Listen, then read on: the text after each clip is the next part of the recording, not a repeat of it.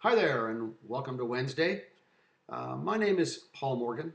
On Wednesdays, we unlock the mysteries of the restaurant business for you, the restaurant owner manager.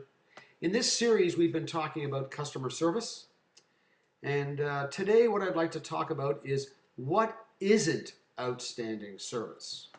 A lot of times, it's easier in the business to identify what isn't outstanding service rather than what actually is outstanding service. And so, what I want to do today is I want to give you examples of what I identify as restaurant service peeves, things that you got to make sure never happen in your restaurant. And the funny thing is that when you have outstanding service, you can't put your finger on it. But when you have bad service, you can see it. It's so obvious. Things like this: expecting but not hearing please or thank you. It's the simplest of things. Common courtesy, politeness. Your servers, everybody within your organization has to be polite all the time. Simple as that. Staff who do not have an answer to a question. That drives me crazy. Nothing is worse than going into a place you've never been before and you ask, what's good here? And they say everything. No, no.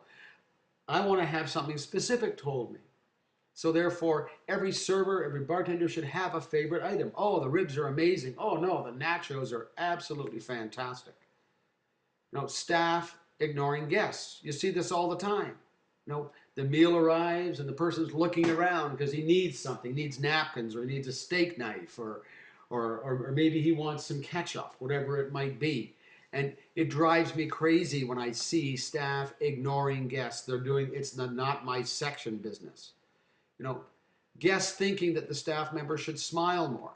We talked about this earlier in the series. You hire nice people, you don't have this problem because they're going to be generally very pleasant toward the customer.